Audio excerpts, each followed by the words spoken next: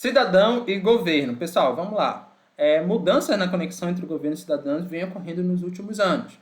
E cada vez mais próximas, eles estão cada vez mais próximos pelo uso das tecnologias da informação e comunicação. Então, por exemplo, o uso das redes sociais pelos cidadãos. Conforme as pessoas usam cada vez as redes sociais, elas ficam mais próximas do governo, inclusive no sentido de ser críticas ao governo. O governo é cada vez mais exigido e as pessoas interagem mais também com o poder público pelas redes sociais.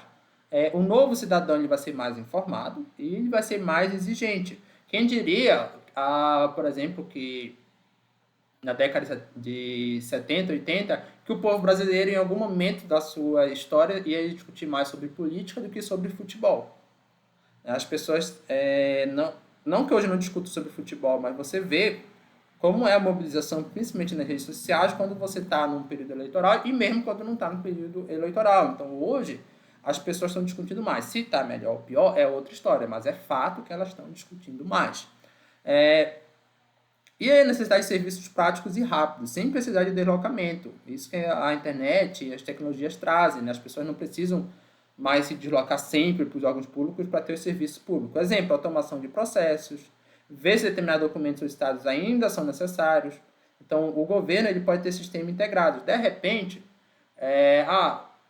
você, para dar entrada num determinado órgão, precisa do comprovante de residência. Só que o governo pode ter um sistema integrado que já mostra que você tem um comprovante de residência. Ou então você precisa, para dar entrada no órgão público, da sua declaração do imposto de renda. Colocar, quando você é chamado, você precisa apresentar a sua declaração do imposto de renda. Poderia ser que o governo já tivesse um sistema inteligente que nem precisasse você ir lá emitir sua declaração de imposto de renda. Da feita que você entrou no órgão público, ele mesmo vai ter acesso ao sistema e vai dizer, olha, essa pessoa declarou imposto de renda, não tem pendência nenhuma com a Receita Federal. Tá? Essa seria a ideia de um governo integralizado em que você nem precisava fazer esse trabalho de correr atrás dessa documentação todinha, porque afinal, às vezes, as pessoas precisam entregar o mesmo documento para vários órgãos. É uma coisa que o próprio governo poderia fazer. Então, sempre tem que buscar esse equilíbrio entre controle e simplificação. O que significa isso?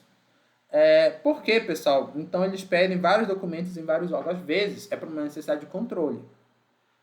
Então eu não posso também deixar tudo muito simplificado, porque pode ser que, por exemplo, coisas mudem de um ano para o outro, enfim. Então tem que ter um controle, já que eu estou oferecendo serviço para o cidadão, e o governo tem esse dever de controlar ali a população.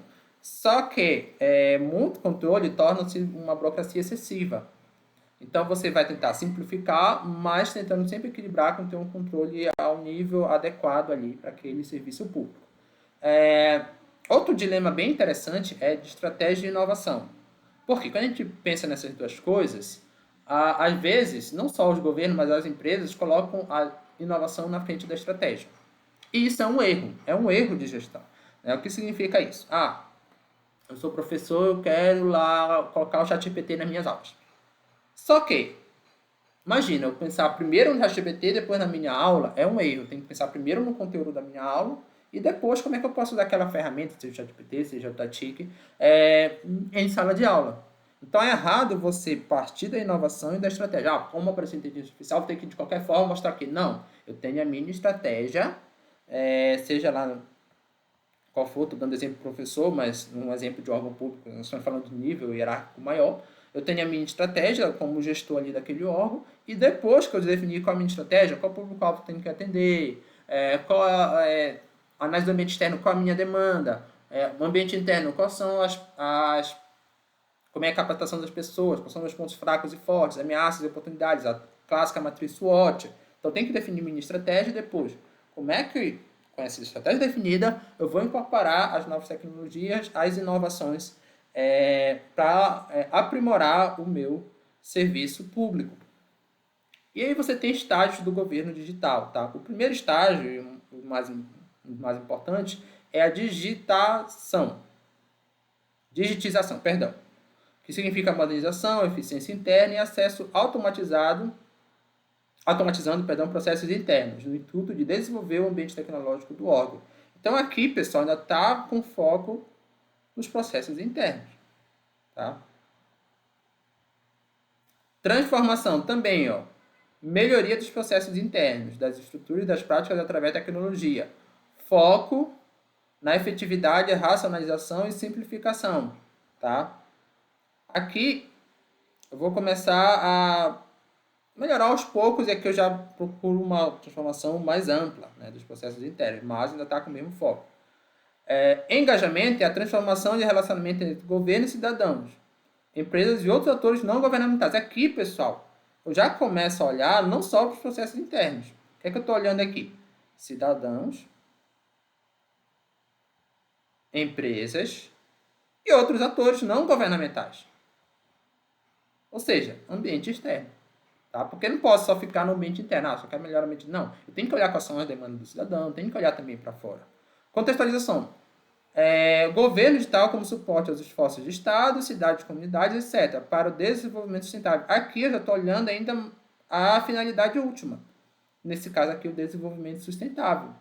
É aquele desenvolvimento que satisfaz as necessidades atuais sem comprometer as necessidades futuras. Tem aqui no canal uma playlist só sobre desenvolvimento sustentável, para você ver como essa discussão é ampla. Às vezes a gente pensa que é um consenso, mas não é algo tão consensual assim, pelo menos na literatura acadêmica. Então vale a pena você discutir quais são essas escolas de desenvolvimento sustentável, mas no geral vai estar na agenda dos governos essa questão de você não se preocupar só com a economia, também com a questão ambiental, a questão social no mínimo, mas sem abrir mão da questão econômica também. Porque às vezes, só preocupar com o ambiental, só com o social, e você abre mão da econômica. Na verdade, você vai buscar equilibrar essas coisas, tá?